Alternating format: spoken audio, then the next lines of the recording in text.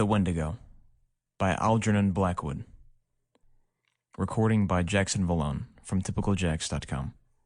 Part 1. A considerable number of hunting parties were out that year, without finding so much as a fresh trail. For the moose were uncommonly shy, and the various Nimrods returned to the bosoms of their respective families with the best excuses the facts of their imaginations could suggest. Dr. Cathcart, among others, came back without a trophy, but he brought instead the memory of an experience which he declares was worth all the bull moose that had ever been shot. But then Cathcart, of Aberdeen, was interested in other things besides moose, amongst them the vagaries of the human mind. This particular story, however, found no mention in his book on collective hallucination for the simple reason, so he confided once to a fellow colleague, that he himself played too intimate a part in it to form a competent judgment of the affair as a whole. Besides himself and his guide, Hank Davis, there was young Simpson, his nephew, a divinity student destined for the wee kirk, then on his first visit to Canadian backwoods, and the latter's guide, Defago. Joseph Defago was a French Canuck who had strayed from his native province of Quebec years before, and had got caught in Rat Portage when the Canadian Pacific Railway was a building.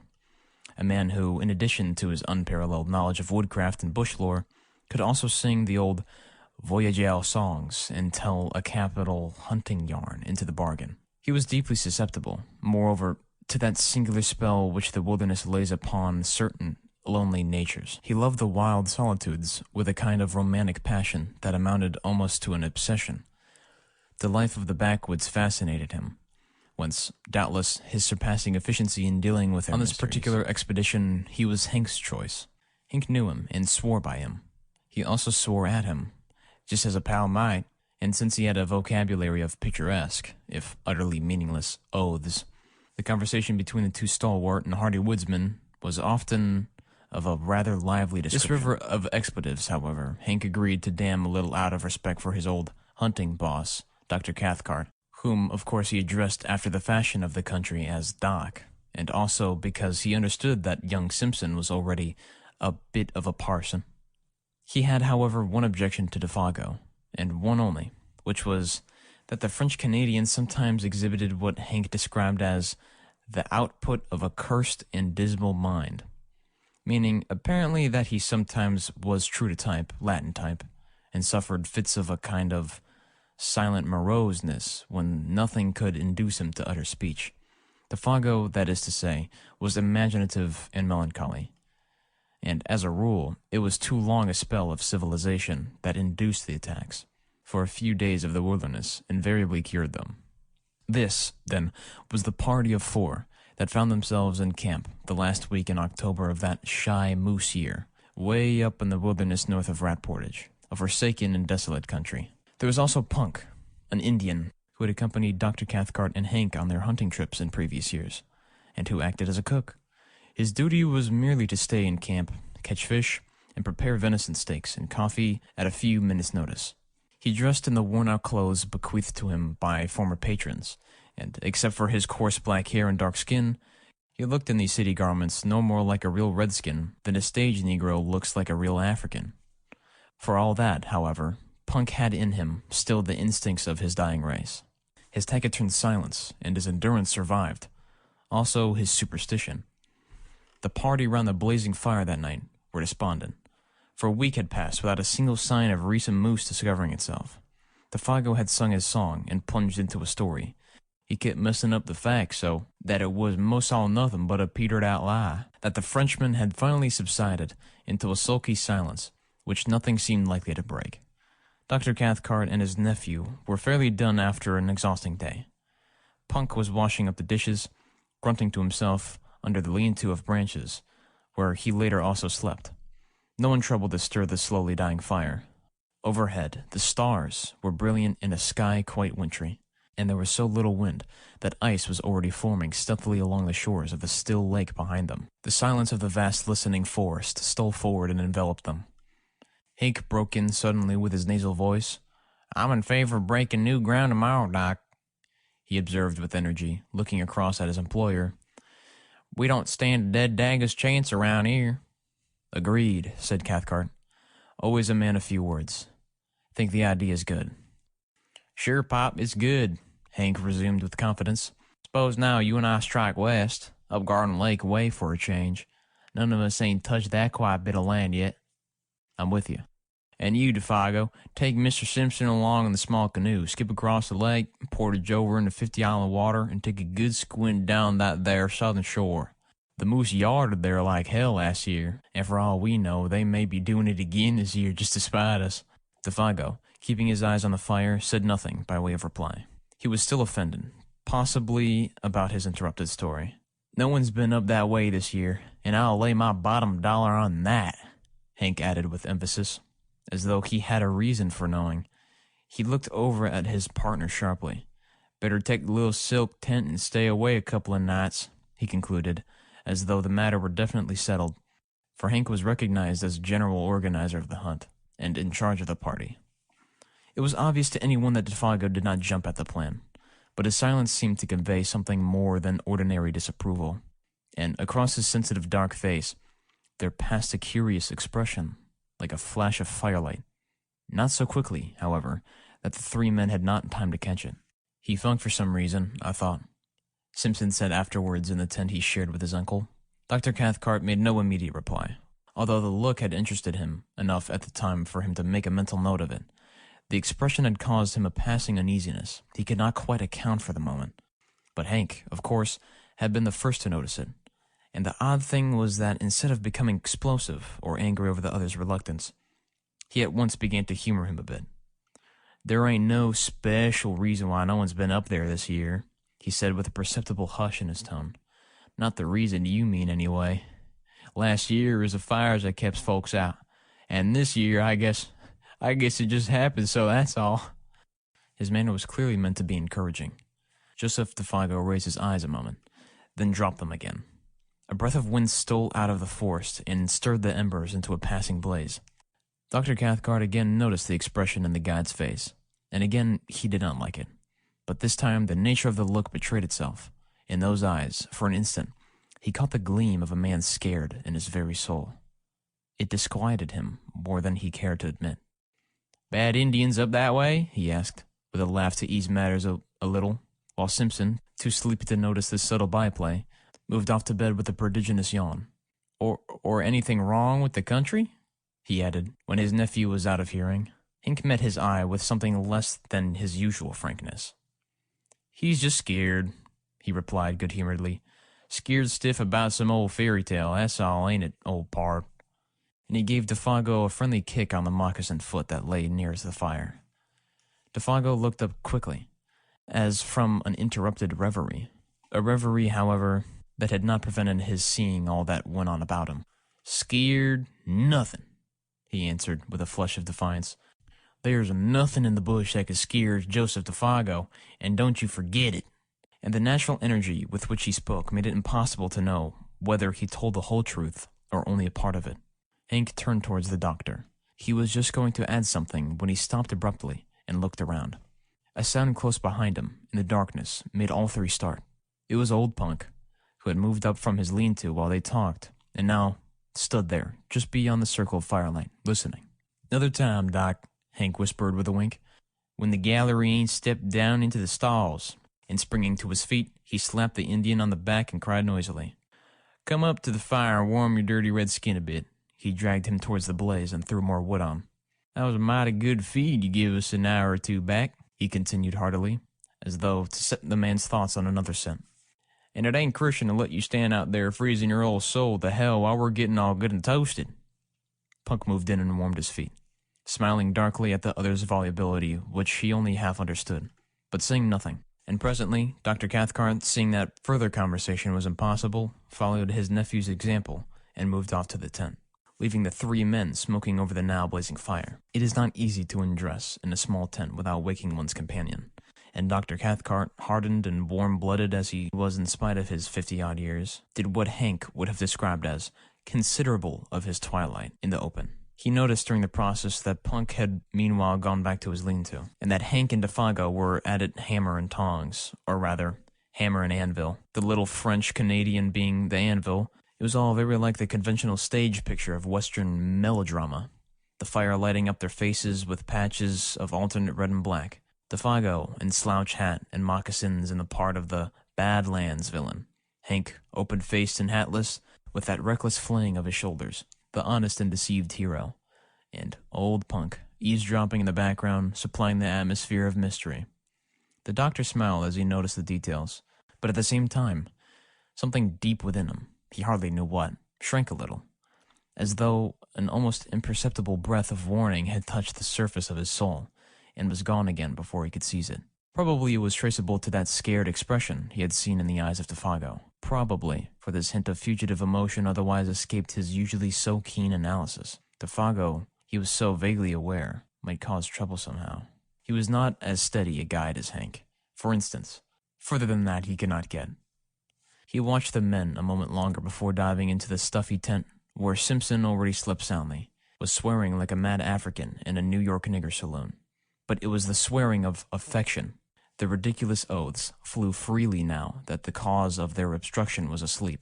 Presently he put his arm almost tenderly upon his comrade's shoulder, and they moved off together into the shadows, where the tent stood faintly glimmering. Punk, too, a moment later followed their example and disappeared between his odorous blankets in the opposite direction. Dr. Cathcart then likewise turned in, weariness and sleep still fighting in his mind with an obscure curiosity to know what it was that had scared Defago about the country up 50 Island Waterway. Wondering, too, why Punk's presence had prevented the completion of what Hank had to say. Then sleep overtook him. He would know tomorrow. Hank would tell him the story while they trudged after the elusive moose. Deep silence fell about the little camp, planted there so audaciously in the jaws of the wilderness. The lake gleamed like a sheet of black glass beneath the stars. The cold air pricked in the draughts of night that poured their silent tide from the depths of the forest, with messages from distant ridges and from lakes just beginning to freeze. There lay already the faint, bleak odors of coming winter. White men, with their dull scent, might never have divined them. The fragrance of the wood fire would have concealed from them the almost electrical hints of moss and bark and hardening swamp 100 miles away. Even Hank and Defago, subtly in league with the soul of the woods as they were, would probably have spread their delicate nostrils in vain. But an hour later, when all slept like the dead, old Punk crept from his blankets and went down to the shore of the lake like a shadow. Silently, as only Indian blood can move, he raised his head and looked about him. The thick darkness rendered sight of small avail, but, like the animals, he possessed the other senses that darkness could not mute. He listened, then sniffed the air. Motionless as a hemlock stem, he stood there. After 5 minutes, again he lifted his head and sniffed, and yet once again, a tingling of the wonderful nerves that betrayed itself by no outer sign ran through him as he tasted the keen air. Then, merging his figure into the surrounding blackness in a way that only wild men and animals understand, he turned, still moving like a shadow, and went stealthily back to his lean-to and his bed. And soon after he slept, the change of wind he had divined stirred gently the reflection of the stars within the lake. Rising among the far ridges of the country beyond 50 Island Water, it came from the direction in which he had stared, and it passed over the sleeping camp with a faint and sighing murmur through the tops of the big trees that was almost too delicate to be audible. With it down the desert paths of night, though too faint, too high even for the Indian's hair-like nerves, there passed a curious, thin odor, strangely disquieting, an odor of something that seemed unfamiliar, utterly unknown. The French Canadian and the man of Indian blood each stirred uneasily in his sleep just about this time, though neither of them woke. Then the ghost of that unforgettably strange odor passed away and was lost among the leagues of tenantless forest beyond. Part 2. In the morning, the camp was astir before the sun. There had been a light fall of snow during the night, and the air was sharp. Punk has done his duty betimes, for the odors of coffee and fried bacon reached every tent. All were in good spirits. "Wind shifted," cried Hank vigorously, watching Simpson and his guide already loading the small canoe. "It's across the lake, dead right for you fellers, and the snow will make bully trails. If there is any moose mussing around up there, they'll not get so much as a tail end scent of you with the wind as it is. Good luck, Monsieur Defago," he added, facetiously giving the name its French pronunciation for once. Bonne chance. Defago returned the good wishes. Apparently, in the best of spirits, the silent mood gone. Before 8 o'clock, Old Punk had the camp to himself. Cathcart and Hank were far along the trail that led westwards, while the canoe that carried Defago and Simpson, with silk tent and grub for 2 days, was already a dark speck bobbing on the bosom of the lake, going due east. The wintry sharpness of the air was tempered now by a sun that topped the wooded ridges and blazed with a luxurious warmth upon the world of lake and forest below. Loons flew, skimming through the sparkling spray that the wind lifted.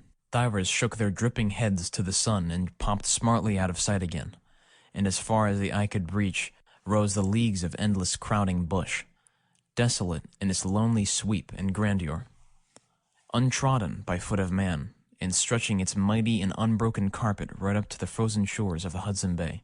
Simpson, who saw it all for the first time as he paddled hard in the bows of the dancing canoe, was enchanted by its austere beauty. His heart drank in the sense of freedom and great spaces just as his lungs drank in the cool and perfumed wind. Behind him in the stern seat, singing fragments of his native chanties, Defago steered the craft of birch bark like a thing of life, answering cheerfully all of his companions' questions. Both were gay and light-hearted. On such occasions, men lose the superficial worldly distinctions. They become human beings working together for a common end. Simpson, the employer, and Defago, the employed. Among these primitive forces were simply two men, the guider and the guided. Superior knowledge, of course, assumed control, and the younger man fell without a second thought into the quasi-subordinate position. He never dreamed of objecting when Defago dropped the Mr. and addressed him as, say, Simpson, or Simpson Boss, which was invariably the case before they reached the farther shore, after a stiff paddle of 12 minutes against a headwind. He only laughed, and liked it, then ceased to notice at all. For this divinity student was a young man of parts and character, though as of yet, of course, untraveled.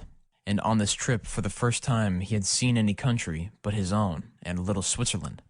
The huge scale of things somewhat bewildered him. It was one thing, he realized, to hear about primeval forests, but quite another to see them, while to dwell in them and seek acquaintance with their wildlife was, again, an initiation that no intelligent man could undergo without a certain shifting of personal values, hitherto held for permanent and sacred. Simpson knew the first faint indication of this emotion when he held the new .303 rifle in his hands and looked along its pair of faultless gleaming barrels. The 3 days' journey to their headquarters by lake and portage had carried the process to a stage farther, and now that he was about to plunge beyond even the fringe of wilderness, where they were camped into the virgin heart of uninhabited regions as fast as Europe itself, the true nature of the situation stole upon him with an effect of delight and awe that his imagination was capable of appreciating. It was himself and Defago against a multitude, at least, against a Titan. The bleak splendors of these remote and lonely forests rather overwhelmed him with a sense of his own littleness. That stern quality of the tangled backwoods, which can only be described as merciless and terrible, rose out of these far blue woods, swimming upon the horizon and revealing itself. He understood the silent warning. He realized his own utter helplessness. Only Defago, as a symbol of a distant civilization, where man was master, stood between him and a pitiless death by exhaustion and starvation. It was thrilling to him, therefore, to watch Defago turn over the canoe upon the shore, back the paddles carefully underneath, and then proceed to blaze the spruce stems for some distance on either side of an almost invisible trail, with the careless remark thrown in, "Say, Simpson, if anything happens to me, you'll find the canoe all correct by these marks. Then strike due west into the sun and hit the home camp again, see?" It was the most natural thing in the world to say, and he said it without any noticeable inflection of the voice. Only it happened to express the youth's emotion at the moment, with an utterance that was symbolic of the situation and his own helplessness as a factor in it. He was alone with Defago in a primitive world. That was all. The canoe, another symbol of man's ascendancy, was now to be left behind. Those small yellow patches, made on the trees by the axe, were the only indications of its hiding place. Meanwhile, shouldering the packs between them, each man carrying his own rifle, they followed the slender trail over rocks and fallen trunks and across half-frozen swamps, skirting numerous lakes that fairly gemmed the forest, their borders fringed with mist, and towards 5 o'clock found themselves suddenly on the edge of the woods, looking across a large sheet of water in front of them, dotted with pine-clad islands of all describable shapes and sizes. 50 gallon water, announced Tafagel wearily. And the sun just going to dip his bald old head into it, he added, with unconscious poetry, and immediately they set about pitching camp for the night. In a very few minutes, under those skillful hands that never made a movement too much or a movement too little, the silk tent stood taut and cozy, the beds of balsam boughs ready laid, and a brisk cooking fire burned with the minimum of smoke, while the young Scotchman cleaned the fish they had caught trolling behind the canoe. Tafagel guessed he would just as soon take a turn through the bush for indications of moose. May come across a trunk where they been and rubbed horns, he said, as he moved off, or feed on the last of the maple leaves. Then he was gone. His figure melted away like a shadow in the dusk, while Simpson noted with a kind of admiration how easily the forest absorbed him into herself. A few steps, it seemed, and he was no longer visible. Yet there was a little underbrush hereabouts. The trees stood somewhat apart, well spaced, and in the clearings grew silver birch and maple, spear-like and slender, against the immense stems of spruce and hemlock. But for occasional prostrate monsters, and the boulder of gray rock that thrust uncouth shoulders here and there out of the ground, it might well have been a bit of park in the old country. Almost one might have seen it in the hand of man. A little to the right, however, began the great burnt section, miles in extent, proclaiming its real character, brûlé, as it is called, where the fires of the previous year had raged for weeks, and the blackened stumps now rose gaunt and ugly, bereft of branches, like gigantic match heads stuck into the ground, savage and desolate beyond words. The perfume of charcoal and rain-soaked ashes still hung faintly about it. The dusk rapidly deepened. The glades grew dark. The crackling of the fire and the wash of the little waves along the rocky lake shore were the only sounds audible. The wind had dropped with the sun, and in all that vast world of branches nothing stirred. Any moment, it seemed, the woodland gods, who are to be worshipped in silence and loneliness, might stretch their mighty and terrific outlines among the trees. In front through doorways pillared by huge straight stems lay the stretch of 50-island water, a crescent-shaped lake some 15 miles from tip to tip, and perhaps 5 miles across where they camped. A sky of rose and saffron, more clear than any atmosphere Simpson had ever known, still dropped its pale streaming fires across the waves, where the islands, 100 surely rather than 50, floated like fairy barks of some enchanted fleet, fringed with pines whose crests fingered most delicately the sky. They almost seemed to move upwards as the light faded, about to weigh anchor and navigate the pathways of the heavens instead of the currents of their native and desolate lake, and strips of colored cloud, like flaunting pennants, signaled their departure to the stars. The beauty of the scene was strangely uplifting.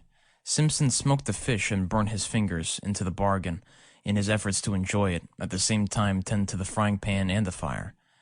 Yet, ever at the back of his thoughts lay that other aspect of the wilderness, the indifference to human life, the merciless spirit of desolation which took no note of man, the sense of his utter loneliness, now that even Tafagel had gone, come close as he looked about him and listened for the sound of his companion's returning footsteps. There was pleasure in the sensation, yet with it a perfectly comprehensible alarm. And instinctively the thought stirred in him. What could I do if anything happened and he did not come back? They enjoyed their well-earned supper, eating untold quantities of fish and drinking unmilked tea strong enough to kill men who had not covered 30 miles of hard going, eating little on the way. And when it was over, they smoked and told stories around the blazing fire, laughing, stretching weary limbs, and discussing plans for the morrow. Tafagel was in excellent spirits, though disappointed at having no signs of moose to report. But it was dark, and he had not gone far. The brûlé, too, was bad. His clothes and hands were smeared with charcoal. Simpson, watching him, realized the renewed vividness their position, alone together in the wilderness. "Tafagel," he said presently, "these woods, are a bit too big to feel quite at home in, too comfortable in, I mean. Eh?" He merely gave his expression to the mood of the environment. He was hardly prepared for the earnestness, the solemnity even, with which the guide took him up. "You've hit it right, Simpson boss," he replied, fixing his searching brown eyes on his face. "And that's the truth, sure. There's no end to 'em, no end at all. Then he added in a lowered tone, as if to himself, "There's lots found out that and gone plumb to pieces." But the man's gravity of manner was not quite to the other's liking. It was a little too suggestive for the scenery and setting. He was sorry he had broached the subject. He remembered suddenly how his uncle had told him that men were sometimes stricken with a strange fever of the wilderness, when the seduction of the uninhabited wastes caught them so fiercely that they went forth, half fascinated, half deluded, to their death. And he had a shrewd idea that his companion held something in sympathy with that queer type. He led the conversation onto other topics, onto Hank and the doctor, for instance, and the natural rivalry as to who should get the first sight of moose. "If they went due west," observed Devago carelessly, "there's 60 miles between us now, with old Punk at halfway house eating himself full to bustin' with fish and coffee." They laughed together over the picture. But the casual mention of those 60 miles again made Simpson realize the prodigious scale of this land, where they hunted. 60 miles was a mere step, 200 little more than a step. Stories of lost hunters rose persistently before his memory. The passion and mystery of homeless and wandering men, seduced by the beauty of great forests, swept his soul in a way too vivid to be quite pleasant. He wondered vaguely whether it was the mood of his companion that invited the unwelcome suggestion with such persistence. "Sing us a song, Defago, if you're not too tired," he asked. "One of those Voyageur songs you sang the other night?" He handed his tobacco pouch to the guide and then filled his own pipe, while the Canadian, nothing loth, sent his light voice across the lake in one of those plaintive, almost melancholy chanties with which lumbermen and trappers lessen the burden of their labor. There was an appealing and romantic flavor about it, something that recalled the atmosphere of the old pioneer days, when Indians and wilderness were leagued together, battles frequent, in the old country farther off than it is today. The sound traveled pleasantly over the water, but the force at their backs seemed to swallow it down with a single gulp that permitted neither echo nor resonance. It was in the middle of the third verse that Simpson noticed something unusual, something that brought his thoughts back with a rush from faraway scenes, a curious change that had come into the man's voice.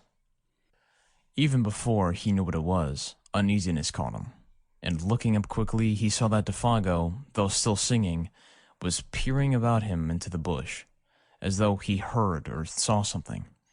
His voice grew fainter, dropped into a hush, then ceased altogether. The same instant, with a movement amazingly alert, he started to his feet and stood upright, sniffing the air. Like a dog scenting game, he drew the air into his nostrils in short, sharp breaths, turning quickly as he did so in all directions, and finally pointing down the lake shore, eastwards. It was a performance unpleasantly suggestive and at the same time singularly dramatic. Simpson's heart fluttered disagreeably as he watched it. "Lord, man, how you made me jump!" he exclaimed, on his feet beside him the same instant and peering over his shoulder into the sea of darkness. "What's up? Are you frightened?" Even before the question was out of his mouth, he knew it was foolish, for any man with a pair of eyes in his head could see that the Canadian had turned white down to his very gills. Not even sunburn or the glare of fire could hide that. The student felt himself trembling a little, weakish in the knees. "What's up?" he repeated quickly. "Did you smell moose? Or anything queer? Anything wrong?" He lowered his voice instinctively. The forest pressed around them with its encircling wall. The nearer tree stems gleamed like bronze in the firelight. Beyond that, blackness, and so far as he could tell, a silence of death.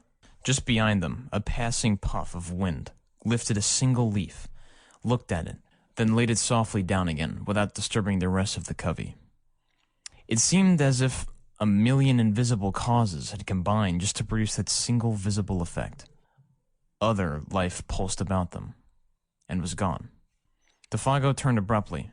The livid hue of his face had turned into a dirty gray. "I never said I heard or smelt nothing," he said slowly and emphatically, in an oddly altered voice that conveyed somehow a touch of defiance. "It's always a mistake to be too previous with your questions." Then he added suddenly with obvious effort, in his more natural voice, "Have you got the matches, Boss Simpson?" and proceeded to light the pipe he had half filled just before he began to sing. Without speaking another word, they sat down by the fire, Defago changing his side so that he could face the direction the wind came from, for even a tenderfoot could tell that. Defago changed his position in order to hear and smell. All there was to be heard and smelled, and since he now faced the lake, with his back to the trees, it was evidently nothing in the forest that had sent so strange and sudden a warning to his marvelously trained nerves. "Guess now I don't feel like singing any," he explained presently of his own accord. "That song kind of brings back memories that's troublesome to me. I never ought to begun it. It sets me on to imagining things, see?" Clearly the man was still fighting with some profoundly moving emotion.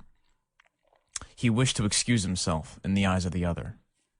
But the explanation, in that it was only a part of the truth, was a lie. And he knew perfectly well that Simpson was not deceived by it. For nothing could explain away the livid terror that had dropped over his face while he stood there sniffing the air. And nothing, no amount of blazing fire or chatting on ordinary subjects could make that camp exactly as it had been before. The shadow of an unknown horror, naked if unguessed, that had flashed for an instant in the face and gestures of the guide, had also communicated itself, vaguely and therefore more potently, to his companion. The guide's visible efforts to dissemble the truth only made things worse.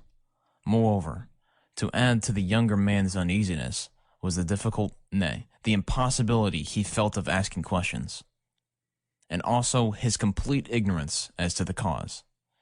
Indians, wild animals, forest fires, all of these, he knew, were wholly out of the question.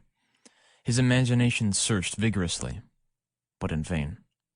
Yet, somehow or another, after another long spell of smoking, talking, and roasting themselves before the great fire, the shadow that had so suddenly invaded their peaceful camp began to shift. Perhaps Defago's efforts or the return of his quiet and normal attitude accomplished this. Perhaps Simpson himself had exaggerated the affair out of all proportion to the truth, and possibly the vigorous air of the wilderness brought its own powers of healing. Whatever the cause, the feeling of immediate horror seemed to have passed away as mysteriously as it had come, for nothing occurred to feed it. Simpson began to feel that he had permitted himself the unreasoning terror of a child. He put it down partly to a certain subconscious excitement that this wild and immense scenery generated in his blood, partly to a spell of solitude, and partly to over-fatigue. That pallor in the guide's face was, of course, uncommonly hard to explain, yet it might have been due in some way to an effect of firelight, or his own imagination. He gave it the benefit of the doubt. He was Scotch. When a somewhat unordinary emotion had disappeared, the mind always finds a dozen ways of explaining away its causes. Simpson lit a last pipe and tried to laugh to himself. On getting home to Scotland, it would make quite a good story. He did not realize that this laughter was a sign that terror still lurked in the recesses of his soul, that, in fact, it was merely one of the conventional signs by which a man, seriously alarmed, tries to persuade himself that he is not so. Defago, however, heard that low laughter and looked up with surprise on his face. The two men stood, side by side, kicking the embers about before going to bed.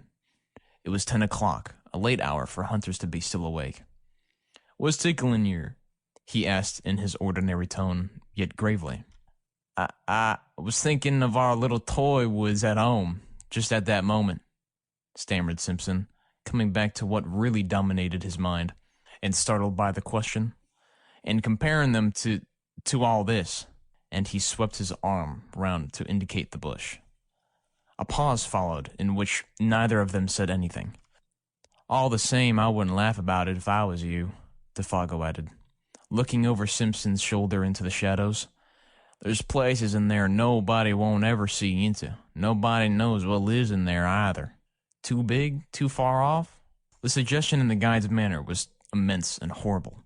Defago nodded. The expression on his face was dark. He, too, felt uneasy. The younger man understood that in a hinterland of this size, there might well be depths of wood that would never in the life of the world be known or trodden. The thought was not exactly the sort he welcomed. In a loud voice, cheerfully, he suggested that it was time for bed.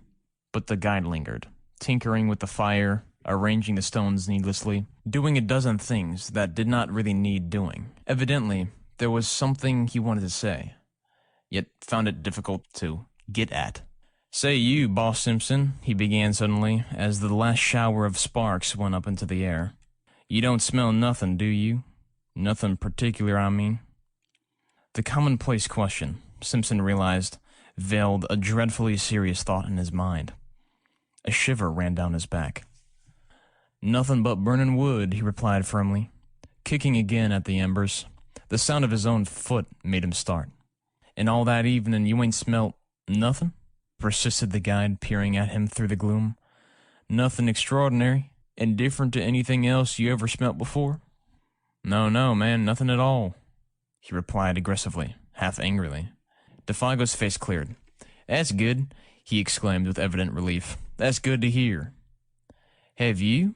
asked Simpson sharply, and the same instant regretted the question. The Canadian came closer in the darkness. He shook his head. "I guess not," he said, though without overwhelming conviction. "It must have been just that song of mine that did it.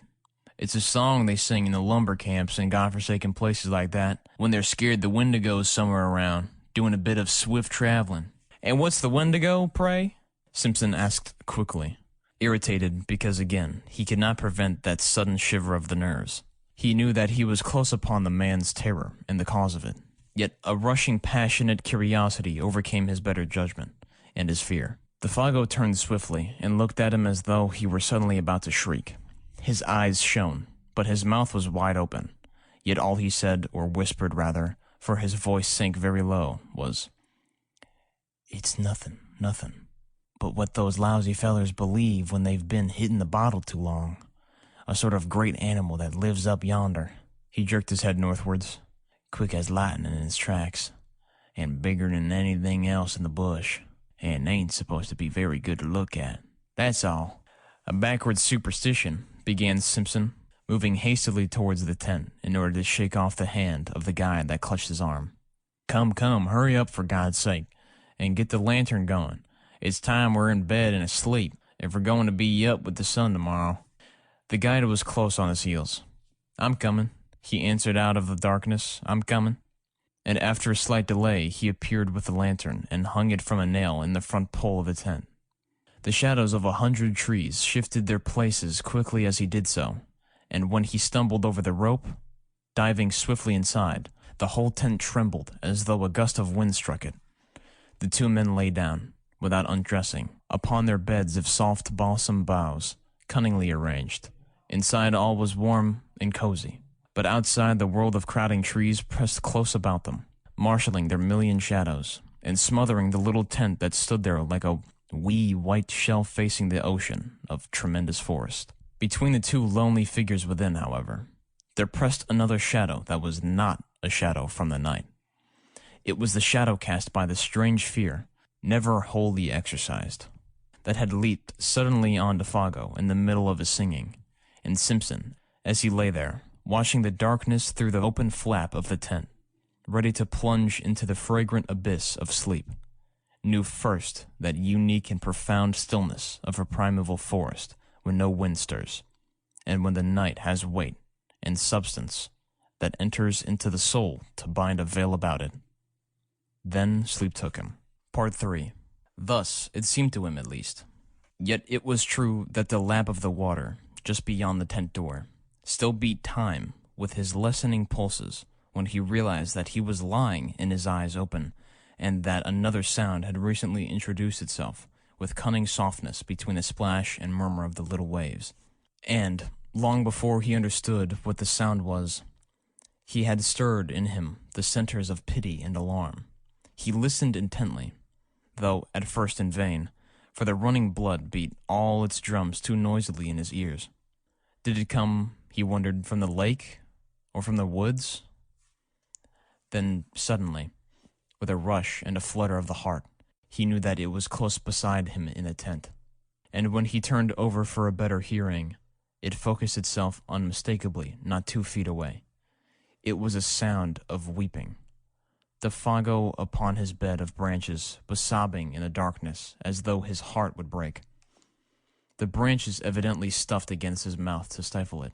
And his first feeling, before he could think or reflect, was the rush of a poignant and searching tenderness. This intimate human sound, heard amid the desolation about them, woke pity. It was so incongruous, so pitifully incongruous, and so vain. Tears, in this vast and cruel wilderness. And what avail? He thought of a little child crying in mid-Atlantic. Then, of course, with fuller realization and the memory of what had gone before, came the descent of the terror upon him, and his blood ran cold. "Defago," he whispered quickly. "What's the matter?" He tried to make his voice very gentle. "Are you in pain? Unhappy?" There was no reply, but the sound ceased abruptly. He stretched his hand out and touched him. The body did not stir. "Are you awake?" For it occurred to him that the man was crying in his sleep. "Are you cold?" He noticed that his feet, which were uncovered, projected beyond the mouth of the tent. He spread an extra fold of his own blankets over them. The guide had slipped down in his bed, and the branches seemed to have been dragged with him. He was afraid to pull the body back again, for fear of waking him. One or two tentative questions he ventured softly, but though he waited for several minutes there came no reply, nor any sign of movement. Presently, he heard his regular and quiet breathing, and putting his hand again gently on the breast, felt the steady rise and fall beneath. "Let me know if anything is wrong," he whispered, "or if I can do anything. Wake me at once if you feel queer." He hardly knew what to say. He laid down again, thinking and wondering what it all meant. Defago, of course, had been crying in his sleep. Some dream or other had afflicted him. Yet never in his life would he forget that pitiful sound of sobbing, and the feeling that the whole awful wilderness of woods listened. His own mind busied itself for a long time with the recent events, of which this took its mysterious place as one, and though his reason successfully argued away all unwelcome suggestions, a sensation of uneasiness remained, resisting ejection, very deep-seated, peculiar, beyond ordinary. Part 4. But sleep, in the long run, proves greater than all emotions. His thoughts soon wandered again. He lay there, warm as toast, exceedingly weary, the night soothed and comforted, blunting the edges of memory and alarm. Half an hour later, he was oblivious of everything in the outer world about him. Yet sleep, in this case, was his greatest enemy, concealing all approaches, smothering the warning of his nerves. As, sometimes, in a nightmare, events crowd upon each other's heels, with a conviction of dreadfulest reality, yet some inconsistent detail accuses the whole display of incompleteness in disguise. So the events that now followed, though they actually happened, persuaded the mind somehow that the detail which could explain them had been overlooked in the confusion, and that, therefore, they were but partly true. The rest delusion. At the back of the sleeper's mind, something remains awake, ready to let slip the judgment. All this is not quite real. When you wake up, you'll understand. And thus, in a way, it was with Simpson. The events not wholly inexplicable or incredible in themselves, yet remain for the man who saw and heard them a sequence of separate facts of cold horror. Because the little piece that might have made the puzzle clear laid concealed or overlooked. So far as he can recall, it was a violent movement, running downwards through the tent towards the door, that first woke him and made him aware that his companion was sitting bolt upright beside him, quivering. Hours must have passed, for it was the pale gleam of the dawn that revealed his outline against the canvas. This time the man was not crying. He was quaking like a leaf.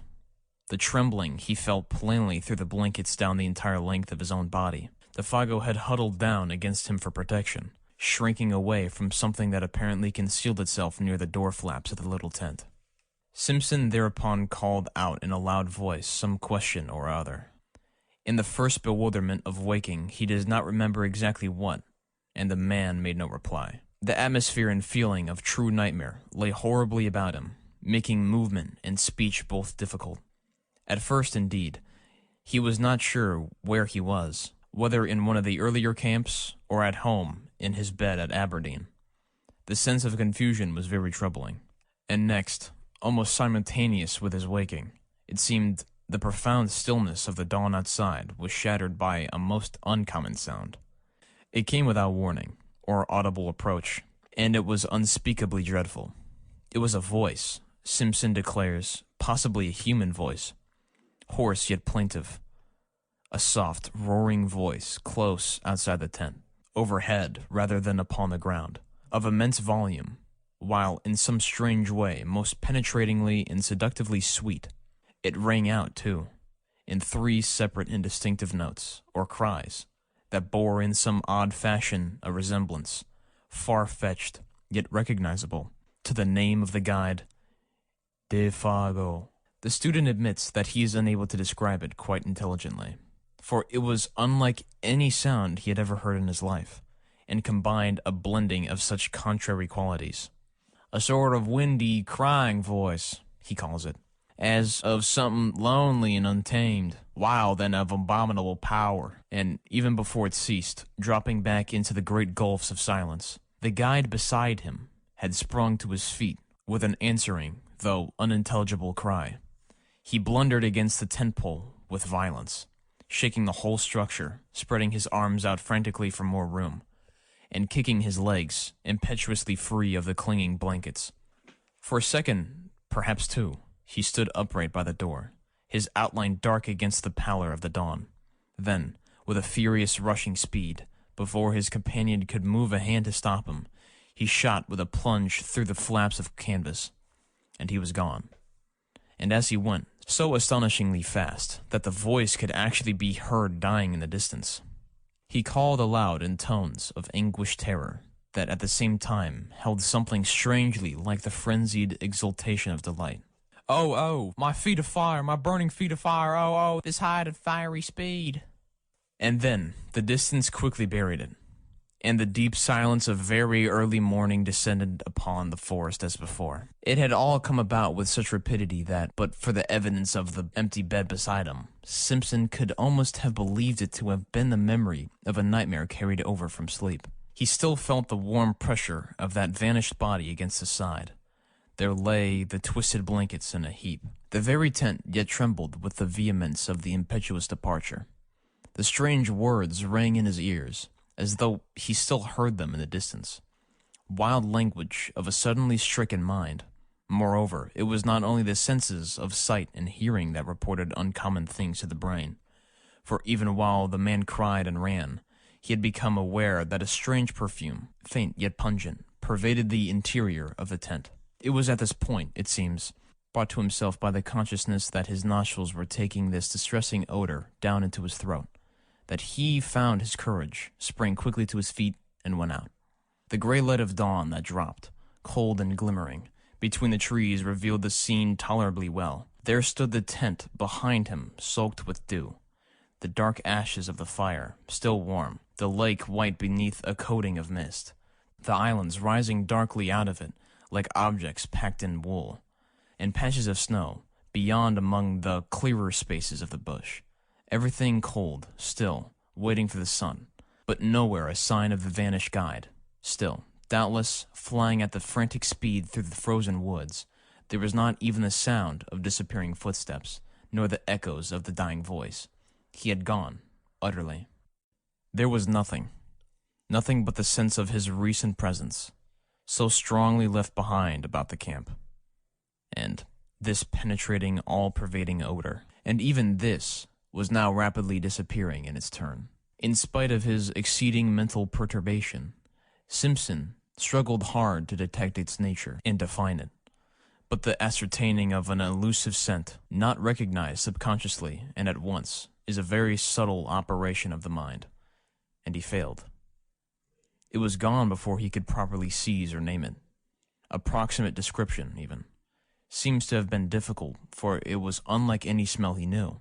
Acrid, rather, not unlike the odor of a lion, he thinks, yet softer, and not wholly unpleasing, with something almost sweet in it that reminded him of the scent of decaying garden leaves, earth, and the myriad, nameless perfumes that make up the odor of a big forest. Yet, the odor of lions is a phrase with which he usually sums it up. Then, it was wholly gone, and he found himself standing by the ashes of the fire in a state of amazement and stupid horror that left him the helpless prey of anything that chose to happen. Had a muskrat poked its pointed muzzle over a rock, or a squirrel scuttled in that instant down the bark of a tree, he would most likely have collapsed without more ado and fainted.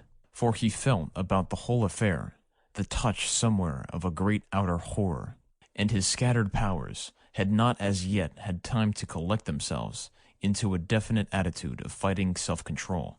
Nothing did happen, however. A great kiss of wind ran softly through the awakening forest, and a few maple leaves here and there rustled tremblingly to earth. The sky seemed to grow suddenly much lighter. Simpson felt the cool air upon his cheek and uncovered head, realized that he was shivering with the cold, and, making a great effort, realized next that he was alone in the bush, and that he was called upon to take immediate steps to find and succor his vanished companion. Make an effort, accordingly, he did, though an ill-calculated and futile one, with that wilderness of trees about him, the sheet of water cutting him off behind, and the horror of that wild cry in his blood. He did what any other inexperienced man would have done in similar bewilderment. He ran about, without any sense of direction, like a frantic child, and called loudly without ceasing the name of the guide.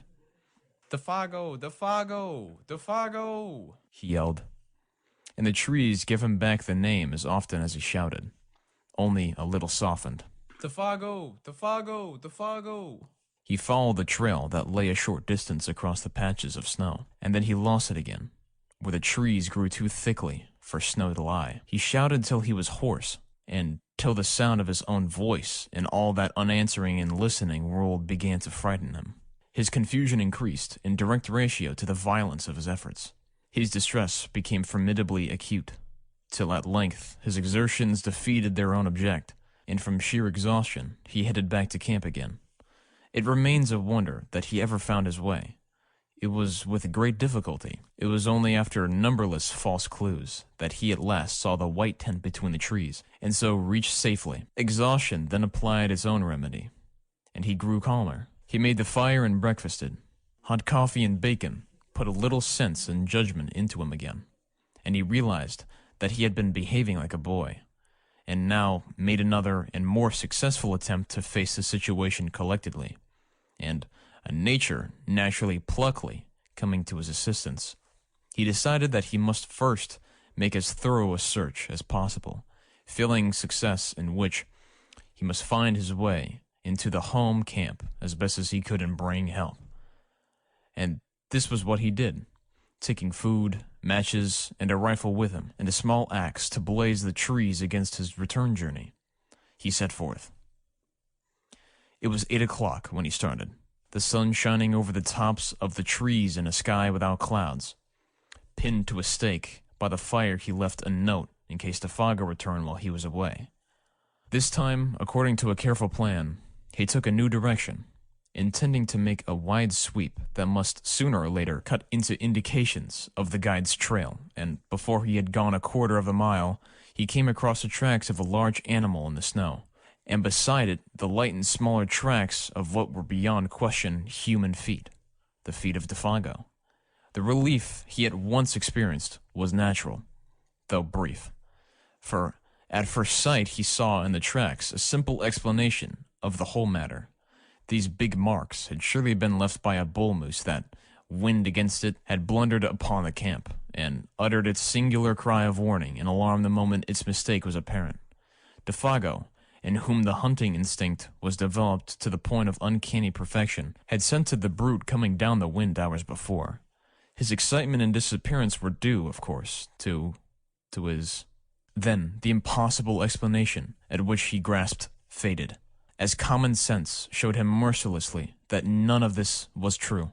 No guide, much less a guide like Defago, could have acted in so irrational a way, going off even without his rifle. The whole affair demanded a far more complicated elucidation.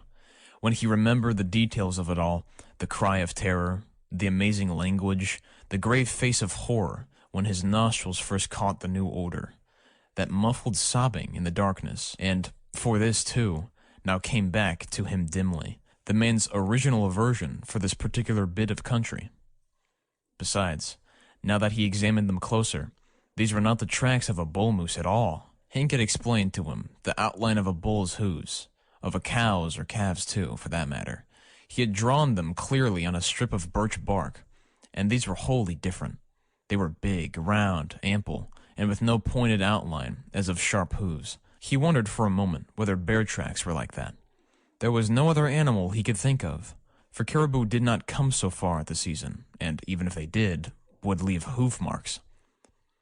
They were ominous signs, these mysterious writings left in the snow by the unknown creature that had lured a human being away from safety, and when he coupled them in his imagination with that haunting sound that broke the stillness of the dawn, a momentary dizziness shook his mind, distressing him again beyond belief. He felt the threatening aspect of it all, and stooping down to examine the marks more closely, he caught a faint whiff of that sweet yet pungent odor that made him instantly straighten up again, fighting a sensation almost of nausea. Then his memory played another evil trick.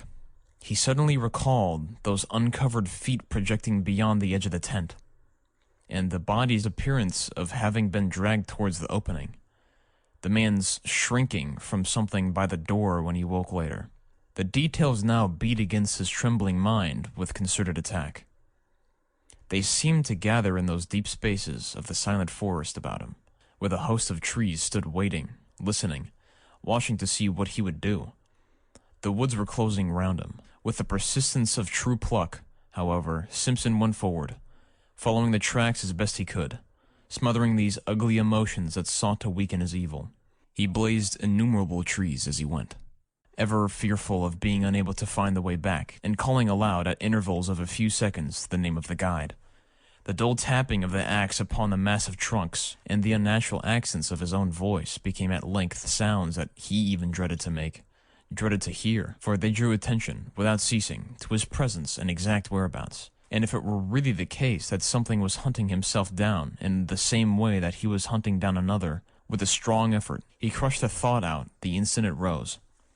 It was the beginning, he realized, of a bewilderment utterly diabolical and kind that would speedily destroy him. Although the snow was not continuous, lying merely in shallow flurries over the more open spaces, he found no difficulty in following the tracks for the first few miles. They went straight as a ruled line wherever the trees permitted. The strides soon began to increase in length, till it finally assumed proportions that seemed absolutely impossible for any ordinary animal to have made. Like huge flying leaps they became. One of these he measured, and though he knew that stretch of 18 feet must be somehow wrong, he was at a complete loss to understand why he found no signs on the snow between the extreme points. But what perplexed him even more, making him feel his vision had gone utterly awry, was that Defago's stride increased in the same manner, and finally covered the same incredible distances. It looked as if the great beast had lifted him with it, and carried him across these astonishing intervals. Simpson, who was much longer in the limb, found that he could not compass even half the stretch by taking a running jump. And the sight of these huge tracks, running side by side, silent evidence of a dreadful journey in which terror or madness had urged to impossible results, was profoundly moving. It shocked him in the secret depths of his soul. It was the most horrible thing his eyes had ever looked upon. He began to follow them mechanically, absent-mindedly, almost ever peering over his shoulder to see if he, too, were being followed by something with a gigantic tread. And soon it came about that he no longer quite realized what it was they signified. These impressions left upon the snow by something nameless and untamed, always accompanied by the footmarks of the little French Canadian, his guide, his comrade, the man who had shared his tent a few hours before, chatting, laughing, even singing by his side. End of Part 4 of The Wendigo by Algernon Blackwood.